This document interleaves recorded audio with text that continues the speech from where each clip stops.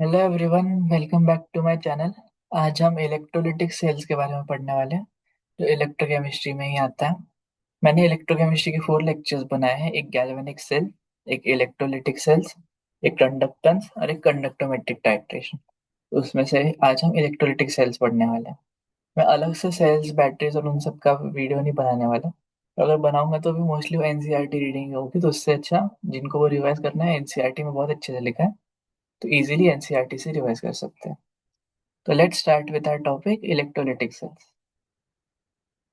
जो cells electric current use करते हैं नॉन स्पॉन्टेनियस केमिकल रिएक्शंस के लिए, उसको हम कहते हैं इलेक्ट्रोलिटिक सेल। इलेक्ट्रोलिटिक सेल का कंस्ट्रक्शन कुछ ऐसा होता है। दो इलेक्ट्रोड होते हैं एक ही सॉल्वेंट में, और उनके अक्रॉस में एक बैटरी लगा देता हूँ। ये यहाँ पे हम एक इलेक्ट्रोलाइट सोल्यूशन डालते हैं। एक कैथोड होता है, एक एनोड होता है। एनोड पे हमेशा ऑक्सीडेशन होता है, कैथोड पे रिडक्शन होता है। तो हमने गैल्वेनिक सेल में पढ़ा था कि एनोड मेरा नेगेटिव होता है और कैथोड मेरा पॉजिटिव होता है, बट इलेक्ट्रोलिटिक सेल में उसे उल्टा होता है। एनोड मेरा पॉजिटिव हो जाता है और कैथोड मेरा नेगेटिव हो जाता है। तो हम इसके दो टाइप के एनालिसिस कर सकते हैं इलेक्ट्रोलिटिक सेल्स पे। एक तो क्वांटिटेटिव हो सकता है, नहीं तो क्वालिटेटिव हो सकता है। क्वांटिटेटिव एनालिसिस के लिए हमारे पास फैराडेज लॉज है। उसने दो लॉ दिए थे। पहला लॉ कहता है, लॉ इतना इम्पोर्टेंट लॉ, चलो पढ़ लेते हैं कि वेट जितना डिपॉजिट होगा इलेक्ट्रोड्स पे, that is proportional to the charge passed through the electrolyte। तो यहाँ से हमारी एक चीज आती है, W equal to Z I T. ये याद रखनी है।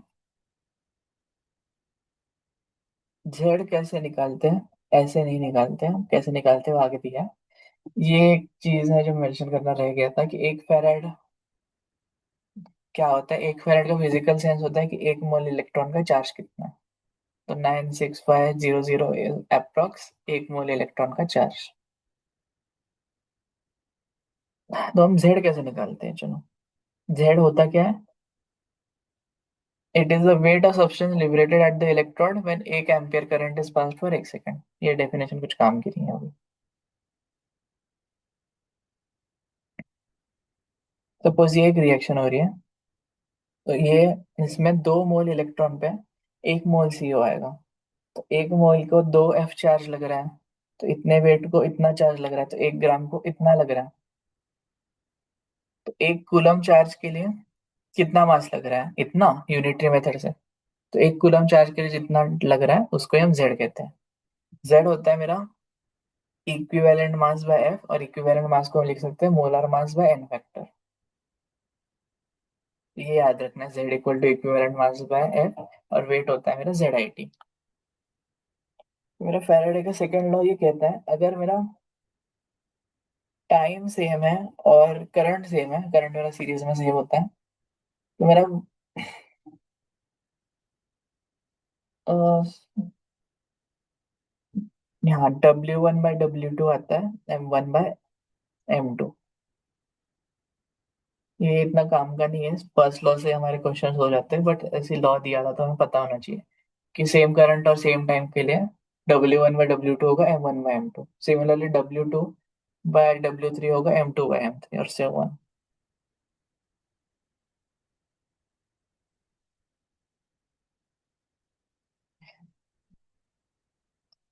ये क्वेश्चन थोड़ा कट गया है। क्वेश्चन ये है कि इतने ml गैस बन रही है इतने टाइम में, तो हमें बताना है करंट कितना हुआ। वेट होता है ZI T। हमें T दे रखा है, I हमें निकालना है, और W हम इधर से निकाल सकते हैं। क्या हमें मोल पता है? मोल से हम वेट निकाल सकते हैं। तो वेट तो आता है इतना। अभी इक्विवेलेंट मास, हाइड्रोजन का मास 1 होता है और उसका इलेक्ट्रॉन एक्सचेंज भी 1 ही हो रहा है, तो जेड भी 1 हो गया। तो डब्ल्यू इक्वल टू आई हो गया। ऑफ कोर्स 1 बाय ये क्वांटिटी, सॉरी, इसको मल्टीप्लाई करके I is equal to 1 ampere आता है। तो ऐसे हम क्वेश्चन सॉल्व कर सकते हैं। फिर हम करते हैं इलेक्ट्रोलिसिस का क्वालिटेटिव एनालिसिस, कि प्रोडक्ट बनेगा क्या। पहला केस है कि कोई फ्यूज्ड इलेक्ट्रोलाइट है, मतलब मोल्टेन इलेक्ट्रोलाइट है। सपोज मेरा इलेक्ट्रोलाइट दोनों NaCl का ही बना है। तो दो इलेक्ट्रोलाइट के बीच में पोटेंशियल होता है उन दोनों आयंस का रिस्पेक्टिव पोटेंशियल, और ये ऑफ कोर्स नेगेटिव आएगा बिकॉज इलेक्ट्रोलिटिक सेल मेरा नॉन स्पॉन्टेनियस होता है। ये तो इजी, ये क्वेश्चन मिनिमम वोल्टेज रिएक्शन के लिए कितना चाहिए, दोनों का समेशन।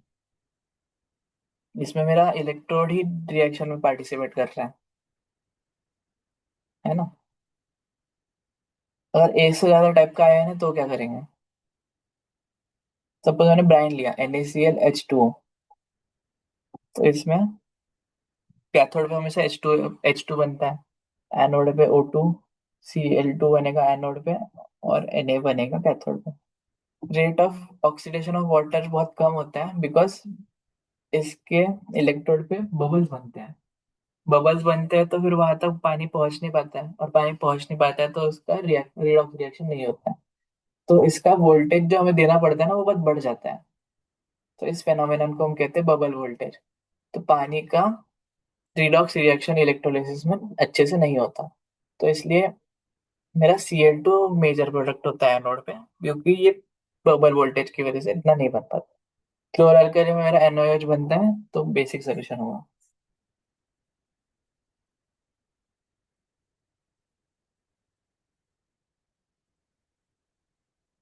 ये कुछ और एग्जांपल्स है मोल्टेन या एक्वस के। तो सपोज COSO4 है जो पानी में है, O2 तो नहीं बनेगी, H2 में नहीं बनेगी कैथोड पे हमेशा की तरह। मेटल मेरा आता है कैथोड पे। एनोड पे ये वाले केस में मेरा बनता है मार्शल एसिड, H2H2O8। ये याद रखना है। COSO4 के इलेक्ट्रोलिसिस पे मार्शल एसिड बनता है एनोड पे। PbBr2 पे Br2 लिक्विड बनता है एनोड पे। ये ऑक्सीडेशन समझता नहीं अच्छे से, तो इसलिए ये याद रखना है, बाकी तो इजी है। SO4 आयंस का बनता है H2O8।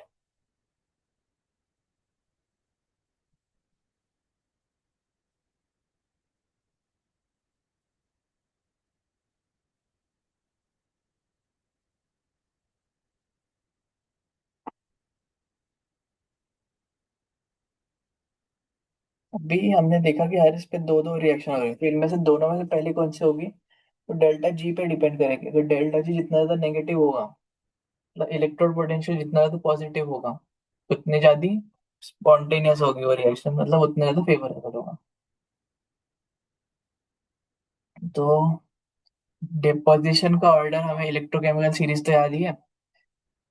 तो जैसे जैसे हम ऊपर से नीचे जाते हैं, मेरा इलेक्ट्रोड पोटेंशियल बढ़ता है, और इलेक्ट्रोड पोटेंशियल बढ़ रहा है मतलब मेरा डेल्टा जी बढ़ रहा है, डेल्टा जी बढ़ रहा है मतलब उसका डेल्टा जी का मॉड बढ़ रहा है, मतलब डेल्टा जी की नेगेटिविटी बढ़ रही है, मतलब रिएक्शन और स्पॉन्टेनियस हो रहा है, और रिएक्शन और स्पॉन्टेनियस हो रहा है तो उसका डिपोजिशन बढ़ जाता है। फिर डिस्चार्ज का एक ऑर्डर है, इसको याद करने की ट्रिक ये है, हैलोजन के पहले जो भी है उसको साइज के हिसाब से कंपेयर करो, साइज जितना ज्यादा उसका डिस्चार्ज का वो इतना कम। और हैलोजन में उल्टा हो जाता है, साइज जितना ज्यादा उतना जल्दी डिस्चार्ज होता है। H2O अगर इनमें से कोई ऑक्सीडाइजिंग एजेंट के साथ रहा, तो H2O ऑक्सीडाइज होकर O2 बनाता ही बनाता है। ये फैक्ट है। H2O इनके साथ बन के O2 बनाता है, बट H2O बाकी आयंस के साथ O2 नहीं बनाता।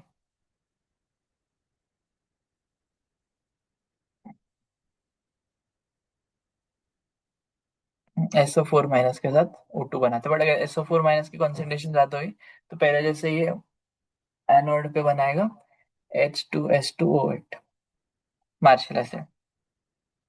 अब इलेक्ट्रोड के बारे में पढ़ते हैं। इलेक्ट्रोड दो टाइप के होते हैं, इनर्ट या फिर एक्टिव। एक्टिव वो होते हैं जो रिएक्शन में भी पार्टिसिपेट करते हैं, और इनर्ट जो होते हैं जैसे ग्रेफाइट हो गया, प्लेटिनम हो गया, जो रिएक्शन में कंट्रीब्यूट नहीं करते, बस वो इलेक्ट्रिसिटी पास करने के लिए होते हैं। CuSO4 का अगर मैं इलेक्ट्रोलिसिस करूँ Cu का इलेक्ट्रोड यूज करके,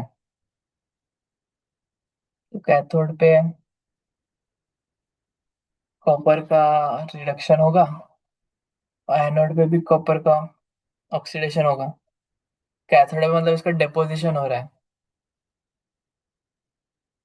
तो प्योर जो चीज होती है मेरी, वो कैथोड पे चले जाती है, और जो इम्प्योर चीज होती है वो सोल्यूशन में रह जाती है, जिसको हम कहते हैं एनोड मड। एनालिसिस वाली चीज है। याद करने का तो कुछ है नहीं, बस समझने की बातें हैं, कैसे होगा क्या होगा।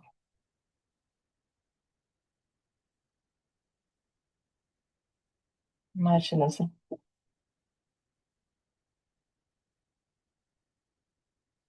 अगर मैंने AgNO3 का इलेक्ट्रोलिसिस किया सी यूज करके, AgNO3 में लिक्विड ही होता है। अ,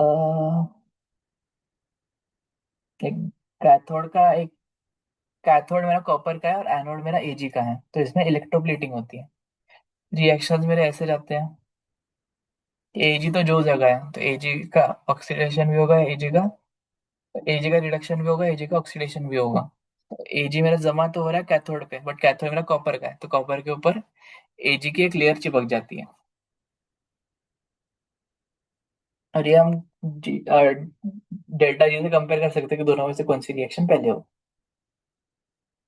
तो ये याद ही कर सकते हो कि Cu का सोल्यूशन है और Cu के इलेक्ट्रोड्स हैं, तो उस पर रिफाइनिंग होती है। और अगर कैथोड मेरा कोई और मेटल का है और एनोड और इलेक्ट्रोलाइट एक मेटल का है, तो इसमें इलेक्ट्रोप्लेटिंग होगी। In electroplating the impurity which lies below copper remain unchanged and get collected in the form of anode word। Anode के ऊपर जो इम्प्योरिटीज रह जाती है, कॉपर तो मेरा कैथोड पे चले जाता है, तो इम्प्योरिटीज चली जाती है जो कॉपर के नीचे है इलेक्ट्रोकेमिकल सीरीज में, वो मड़ बन के रहती है। और जो उसके ऊपर है वो आयंस बन के रहता है सोल्यूशन में। फिर एक क्वेश्चन है, हमें प्रोडक्ट प्रिडिक्ट करने हैं। Ag का सोल्यूशन है Ag के इलेक्ट्रोड्स में, तो इस पे मेरा रिफाइनिंग होगी, तो Ag सॉलिड बनेगा। और NO3 अच्छे ऑक्सीडाइजिंग एजेंट है, O2 गैस बनेगी। पहला हो गया।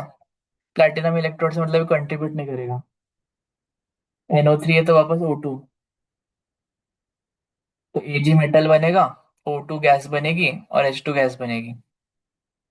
Dilute solution of H2SO4 with platinum के इलेक्ट्रोड, ये इनर्ट है।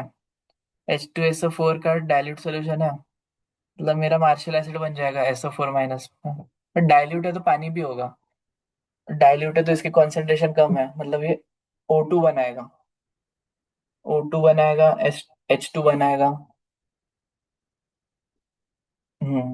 एक्विस अगर ये कॉन्सेंट्रेटेड होता तो मार्शल एसिड बनता। An aqueous solution of CuCl2 in platinum के इलेक्ट्रोड, इलेक्ट्रोड इनर्ट है, CuCl2 है, तो Cl2 Cl माइनस बनता है। Cl माइनस जाएगा मेरा एनोड पे, बनेगा मेरा Cl2, कैथोड पे बनेगा मेरा H2, और कैथोड पे बनेगा मेरा Cu मेटल। ठीक है। So that's it from my side, आज की वीडियो यहीं पे एंड करते हैं। Thank you for watching. Take care. आपको कुछ डाउट्स है तो आप कमेंट सेक्शन में लिख सकते हैं। सो बाय बाय।